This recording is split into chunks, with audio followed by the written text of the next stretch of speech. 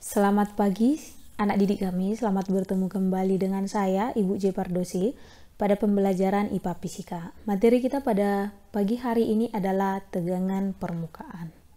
Di materi tegangan dan permukaan ini, yang pertama kita bahas dulu mengenai kohesi dan adesi.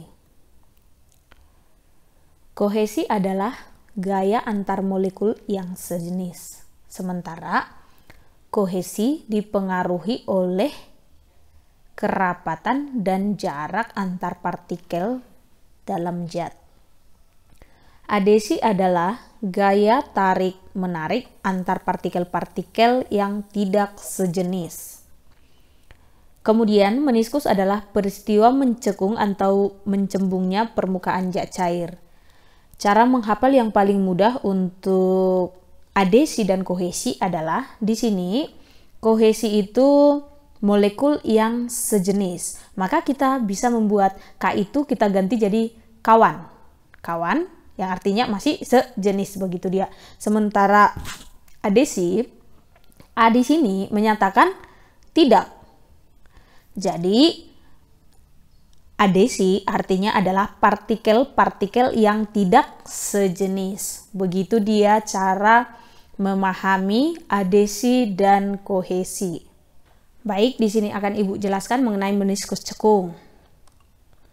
Meniskus cekung bisa terjadi pada percobaan apabila air kita masukkan ke dalam tabung reaksi, maka di sini bisa kita lihat permukaan air pada si tabung reaksi itu tidak sama rata.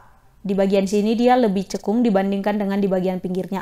Mengapa bisa terjadi seperti itu? Karena di sini nanti ada pengaruh si adesi dengan si kohesi. Baik, simak penjelasan dari Ibu ya. Ini tabung reaksi kita isi dengan air. Di sini kita perhatikan di bagian tepi atau di bagian sisi dari tabung reaksi, airnya itu lebih tinggi dibandingkan dengan di bagian tengah. Mengapa seperti itu? Karena gaya tarik antara si air dengan si tabung reaksi lebih besar dibandingkan dengan si air dengan si air. Sehingga air yang di sini dia itu tertarik ke bagian sisi dari tabung reaksi. Nah, bagaimana ya? Bisa ya dimengerti ya? Jadi adesi itu tadi tarik-menarik antara partikel yang tidak sejenis, sementara kohesi adalah tarik-menarik antara partikel yang sejenis. Maka dari sini bisa kita lihat gaya tarik mana yang lebih kuat? Tentu gaya tarik antara si tabung reaksi dengan si air. Makanya dia lebih tinggi dia di bagian sisinya. Maka di sini boleh kita tuliskan adesinya itu lebih besar dibandingkan dengan kohesi. Dan kalau kita lihat di sini bagian yang mencekung, maka inilah yang disebut dengan meniskus cekung. Bagaimana mengerti adik-adik? Mengerti ya? Baik, di sini Ibu jelaskan kembali mengenai meniskus cembung. Meniskus cembung, kenapa bisa terjadi meniskus cembung? Karena kita memasukkan raksa ke dalam tabung reaksi. Maka di sini juga kita akan lihat siapakah nanti yang paling besar, apakah si adesinya atau si kohesinya. Oke, disimak ya. Ini dia raksanya. Kemudian di bagian sini adalah raksa dengan si tabung reaksi. Jadi kita lihat di sini raksa dengan si raksanya itu lebih tinggi. Berarti mengumpul di sini si raksa dengan si raksa. Sementara di bagian tepinya itu dia turun ya, lebih rendah. Jadi mengapa seperti itu? Karena tarik menarik antara si tabung reaksi dengan si raksa itu lebih kecil. Nah, begitu dia ya. Di sini tanda-tandanya. Jadi di sini yang lebih kuat itu adalah raksa dengan raksa dibandingkan dengan raksa dengan si tabung reaksi. Maka boleh kita buat adesi lebih bagaimana? Lebih kecilkah atau lebih besar? Lebih kecil dibandingkan dengan si kohesi. Maka di sini permukaan yang lebih cembung ini, inilah yang disebut dengan meniskus cembung. Bagaimana? Mengerti adik-adik? Mengerti ya? Kemudian kita lanjutkan ke kapilaritas. Kapilaritas adalah naik atau turunnya suatu permukaan zat cair yang melalui celah yang sangat sempit. Untuk melihat gejala kapilaritas boleh diperhatikan. Ada sebuah wadah yang kita isi dengan air, kemudian ada pipa kapiler. Pipa kapiler ini adalah pipa yang sangat kecil dan lubangnya itu sangat kecil dan mungkin tidak terlihat. Jadi di sini hanya menganalogikan saja ya. Kalau misalnya pipa yang di sini dia lubangnya itu masih terlihat. Kemudian apabila pipa kapiler kita masukkan ke dalam wadah yang berisi air, maka akan terlihat seperti ini. Ini dia ya. Dan sebelumnya sudah Ibu jelaskan kalau misalnya air dimasukkan ke dalam tabung reaksi, maka dia akan terbentuk cekungan seperti ini. Demikian juga untuk si pipa kapiler. Kalau kita masukkan ke dalam wadah yang berisi air. Seperti ini dia ya, adik-adik.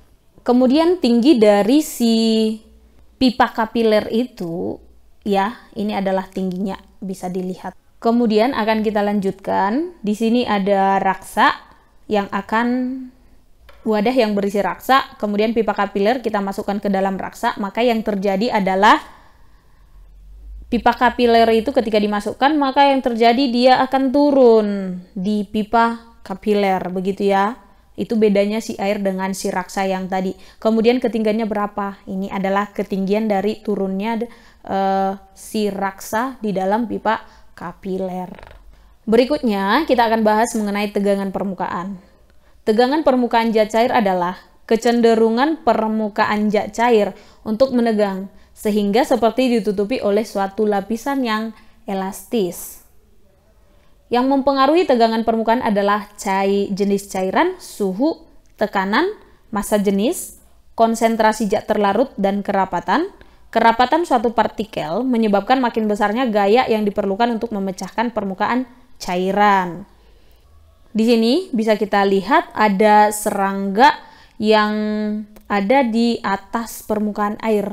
Kenapa ya si serangga ini tidak tenggelam gitu? Seperti kita kalau misalnya masuk ke kolam renang, maka kaki kita itu masuk ke dasarnya kolam renang, begitu ya. Tapi kenapa untuk si serangga tidak bisa ya?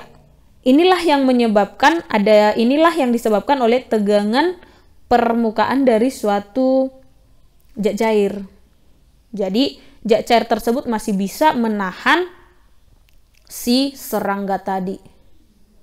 Baik, di sini diperhatikan ada setetes air yang ketika air itu jatuh ke papan, maka air itu akan meresap ke papan.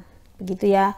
Kemudian apabila air dicampur dengan deterjen, maka air tersebut lebih melebar lagi di bagian si papan tadi.